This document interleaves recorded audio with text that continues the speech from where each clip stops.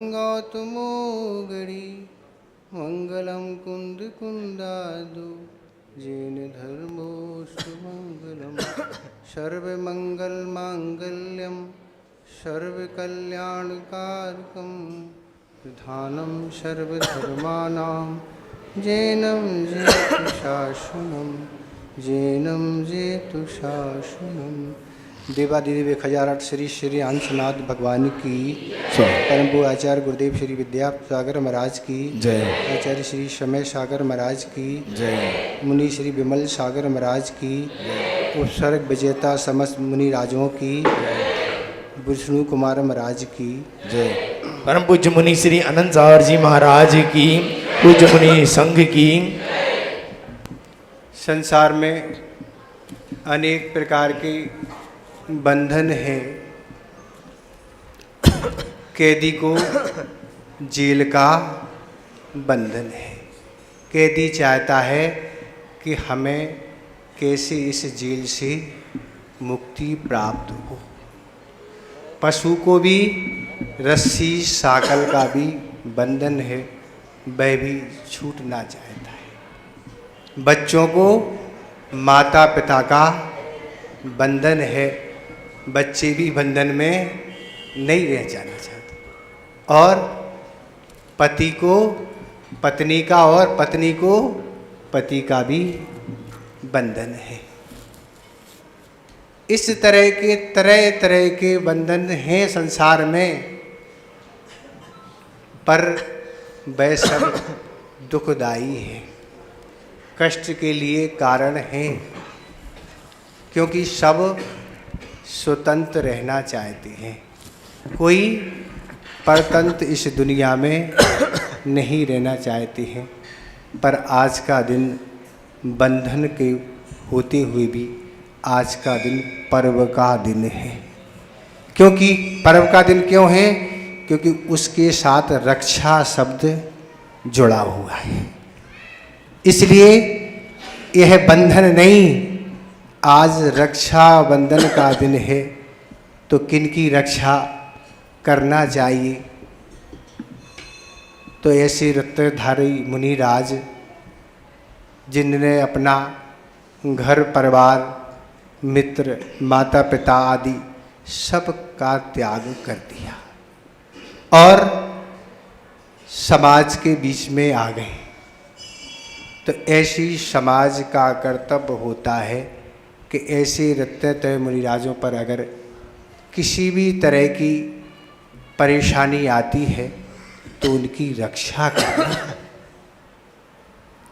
वर्ष भर में अनेक पर्व आते हैं, पर वह तीर्थंकर प्रकृति बंध के लिए कारण नहीं होती। पर रक्षाबंधन का दिन ऐसा ही वात्सल और बैयावृत्ति का पर्व है कि तीर्थंकर प्रकृति बंध के लिए कारण है।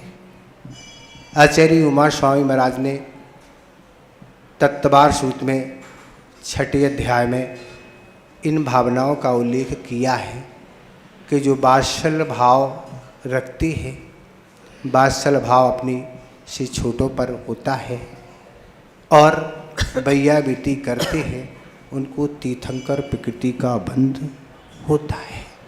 ये सामान्य पर्व नहीं है।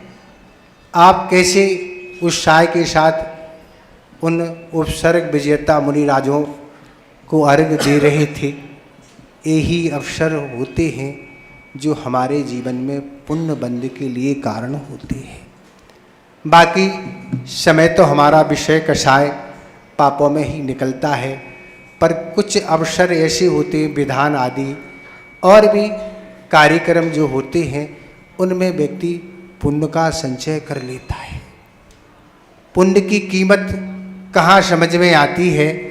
तो पुण्य की कीमत समझ में नरकों में आती है। क्यों आती है? क्योंकि व्यक्ति जब पाप के कारण नरकों में उन रात दिन वेदनाओं को सहन करता है, तब समझ में आता है अवधि ज्ञान से कि मैंने जीवन में पुण्य नहीं किया।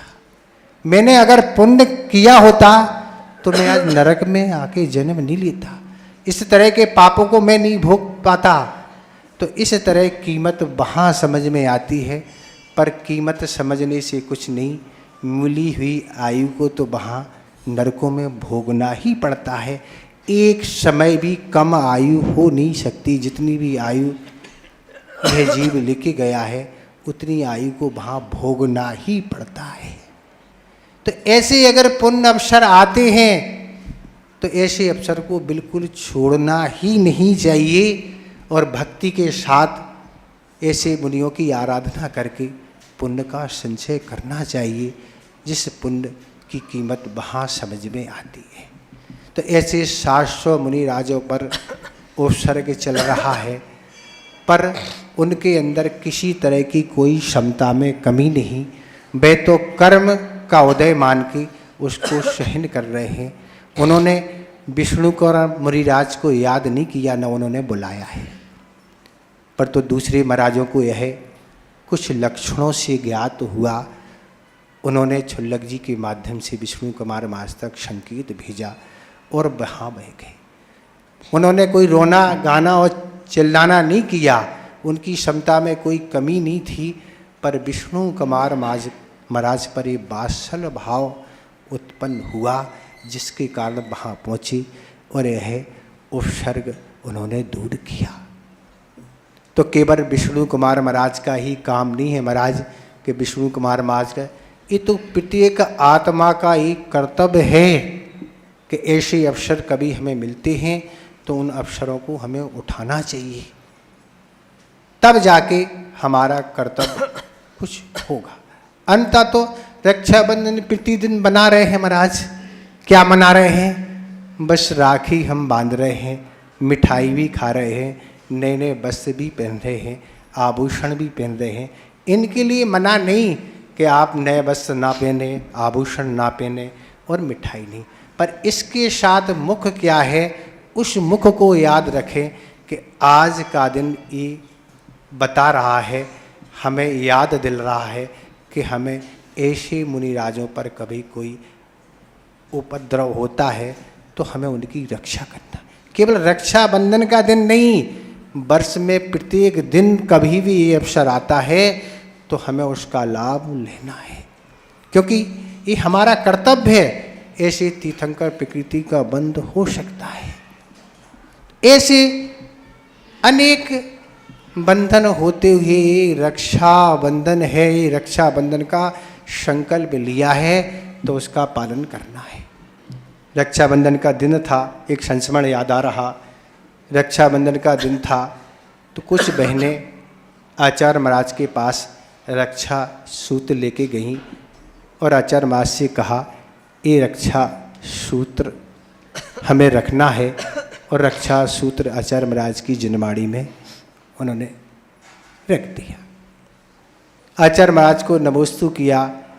आचार्य महाराज कहते हैं, जिस तरह से तुमने ये रक्षा सूत्र यहाँ रख दिया, इस तरह से अगर तुम संकल्प ले लेती हो कि हम देव सास गुरु की इसी तरह रक्षा करेंगे, तो ये निश्चित हो गया तुम्हारे जीवन में संकल्प कि इस संसार में तुम्हारी ज़्यादा भटकन नहीं होगी, इस संसार से तुम जल्दी जल्दी मुक्ति को प्राप्त कर लोगे।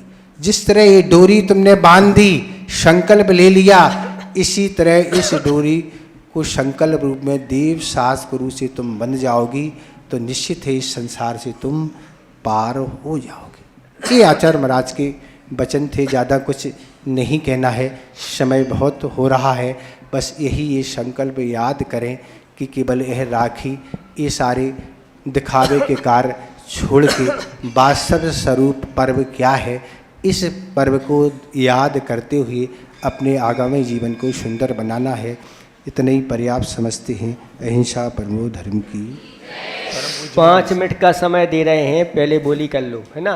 बंदेगी अभी नहीं, बंदेगी प्रवचन के बाद 5 मिनट।